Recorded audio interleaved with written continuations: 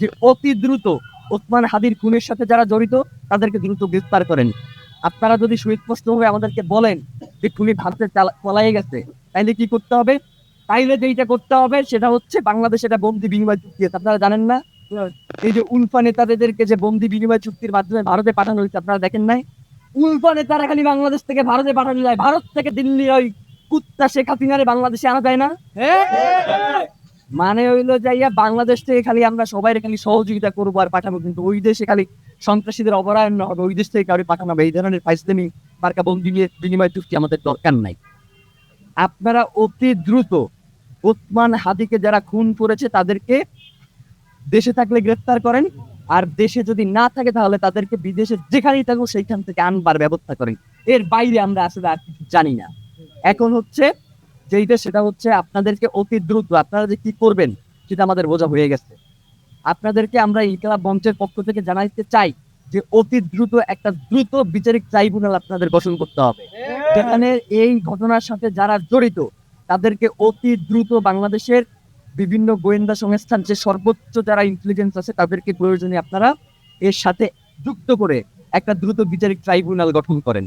এবং যদি আপনারা এটা করতে সক্ষম না হন তাহলে এফবিআই এবং স্কটল্যান্ড ইয়ার্ডের মতো যারা পেশাদার ইন্টেলিজেন্স তাদের সহায়তা নেন, তাদেরকে বাংলাদেশে এনে এর পিছনে কারা কারা রয়েছে তাদেরকে দ্রুত গ্রেফতারের ব্যবস্থা করেন এবং বিচারের মুখোমুখি করেন। কোনো হাঙ্কি পাঙ্কি আমরা শুনতে চাই না। এই যে বিশ্বের বন্দুক যুদ্ধের মাধ্যমে হত্যা করা এইসব বালসাল এখন আর আমরা জানতে চাই না। আমরা চাই ওসমান হাদিকে যারা খুন করেছে তাদেরকে জনতার সামনে এনে আপনারা উত্থাপন করেন, তাদেরকে বিচারের মুখোমুখি করেন। এর বাইরে আমরা আর কিচ্ছু জানতে চাই না। প্রিয় ভাইয়েরা, ওসমান হাদি ভাই বাংলাদেশের স্বাধীনতা সার্বভৌমত্বের প্রতীক ছিল। এই যে এখানে এত সাংবাদিক রয়েছেন, আপনারা জানেন ওসমান হাদি, মানে আপনারা তো অনুসন্ধানী সাংবাদিক আছেন অনেকেই, আপনারা জানেন ওসমান হাদি কোন ধরনের লাইফ লিড করতে, তার পরিবারকে কত সময় দিয়েছে। সে আজীবন এই শাহবাগের রাস্তায় পড়ে রয়েছে এই জুলাই পরবর্তী সময় থেকে, যে বাংলাদেশের স্বাধীনতা সার্বভৌমত্ব কিভাবে টিকিয়ে রাখা যায়, কিভাবে জুলাইকে বাঁচিয়ে রাখা যায়, কিভাবে এই সরকারকে স্থিতিশীল রাখা যায়, কিন্তু এই তিনটার একটাও আপনারা করতে সক্ষম হন নাই। তা আমরা বলতে চাই যে অতি দ্রুত আপনারা একটা বিচারিক ট্রাইব্যুনাল গঠন করেন এবং সেক্ষেত্রে আপনারা এফবিআই এবং স্কটল্যান্ড ইয়ার্ডের মতো গোয়েন্দা সংস্থাকে এর সাথে যুক্ত করেন। এবং আর একটা জিনিস যেটা সেটা হচ্ছে যে দায় এড়ানোর কোনো সুযোগ নেই। এবং আপনারা দেখছেন যে বিভিন্ন ধরনের নাটক শুরু হয়ে গেছে বাইক গুলি করার পর থেকেই বিভিন্ন জায়গায় আমরা স্যাবোটেজের ঘটনা শুনতে পাচ্ছি। ভাইয়ের একটা জিনিস বইলা দেই, ওসমান হাদি এমনই একজন ব্যক্তি, পুরো বাংলাদেশও যদি অস্থিতিশীল হয়ে যায় ওসমান হাদিরে আপনারা সেখান থেকে আলাদা করতে পারবেন না। ওসমান হাদি হচ্ছে আলাদা একটা সত্তা, যে সবার সামনে বলেছিলেন নজরুল যে উঠিয়াছি আমি একটা চির বিস্ময় বিশ্ববিধাত্রী। ওসমান হাদি হচ্ছে এই বিশ্বের চির বিস্ময়, যে একা দাঁড়িয়ে থাকে, তার আর কোনো কিছুতেই তাকে আড়াল করা যায় না। যত ঘটনাই আপনারা সামনে আনেন না কেন ওসমান হাদিকে আপনারা আড়াল করতে পারবেন না। তার এই খুনের বিচার আপনাদেরকে নিশ্চিত করতেই হবে।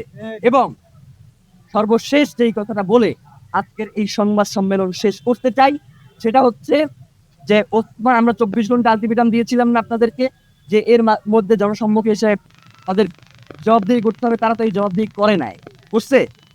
করে নাই। বিকাল 3টায়, দুপুর 3টায় আমরা একটা বিক্ষোভ মিছিল দেখছি ইনকিলাব মঞ্চের পক্ষ থেকে। ওই বিক্ষোভ মিছিল পরবর্তী সময়ে আমরা কর্মসূচি ঘোষণা করব যে এই সরকারের সঙ্গে আমরা রয়েছি নাকি এই সরকার পতনের আন্দোলন আমরা ইনকিলাব মঞ্চের মাধ্যমে শুরু করব। এইটাই হচ্ছে আমাদের দাবি। মানে হচ্ছে ওসমান হাদির বিচার হবে না, কিন্তু সরকারের স্থিতিশীলতা রক্ষার জন্য আমাদের তার সাথে বসে লিয়াজও করতে হবে। সেই টিম ওসমান হাদি বানাইয়া যায় না। ওসমান হাদির টিম, বাংলাদেশের জনগণ তো তার সাথে আছেই। বাংলাদেশের জনগণ কেউ যদি তার সঙ্গে নাও থাকে তবু ওসমান হাদির টিম তার বিচারের জন্য এই রাজপথে বসে থাকবে। বিচার নিশ্চিত না করে ঘরে ফিরে যাওয়ার মতো টিম ওসমান হাদি বানাইয়া যায় না। সুতরাং এই বিক্ষোভ মিছিল থেকে পরবর্তী কর্মসূচি ঘোষণা আসবে। আপাতত দুইটা দাবি আপনাদের মাধ্যমে জানাই রাখতে চাই: দ্রুত বিচারিক ট্রাইব্যুনাল এবং হচ্ছে এই ট্রাইব্যুনালের কাজে সহায়তার জন্য এফবিআই এবং স্কটল্যান্ড ইয়ার্ডের মতো পেশাদারী ইন্টেলিজেন্সের সহায়তার উপর এই দুইটা ব্যাপার অতি দ্রুত নিশ্চিত করতে হবে। আমাদের কালক্ষেপণ করা চলবে না। নির্বাচনকে স্থিতিশীল এবং সুষ্ঠু করবার জন্য ওসমান হাদিকে যারা খুন করেছে তাদের অতি দ্রুত গ্রেফতার করতে চায়।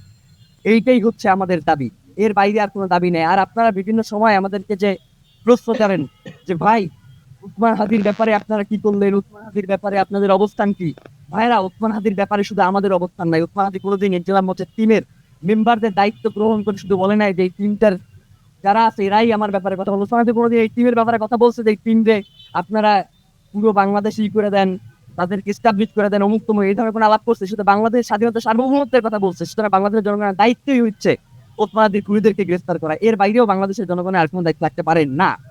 আমরা ইনকিলাব মঞ্চ আজকে এখন থেকে রাজপথে অবস্থান করবার ঘোষণা দিচ্ছি যে আমরা রাজপথ ছেড়ে যাচ্ছি না। আমরা এখন থেকে পুরোটা সময়, ওসমান হাদি এখানে শুয়ে আছেন, আমরা আপনাদের কাছে ওসমান হাদির আল্লাহ যাতে তাকে শাহাদাতের মর্যাদা নসিব করেন সেজন্য আপনাদের কাছে দোয়া চাই। এবং সেই সাথে ওসমান হাদির শপথ, তার রক্তের শপথ, তার খুনিদের গ্রেফতার হওয়া না পর্যন্ত এবং এই খুনিদের পেছনে যারা মদতদাতা রয়েছেন তারা গ্রেফতার না হওয়া পর্যন্ত আমরা রাজপথ ছাড়ছি না। সেটা আপনাদের মাধ্যমে পুরো বাংলাদেশের জনগণ এবং বাংলাদেশ স্বাধীনতা সার্বভৌমত্বকে আমরা এই জানানটাই দিতে চাই। বাংলাদেশ জিন্দাবাদ, ইনকিলাব জিন্দাবাদ।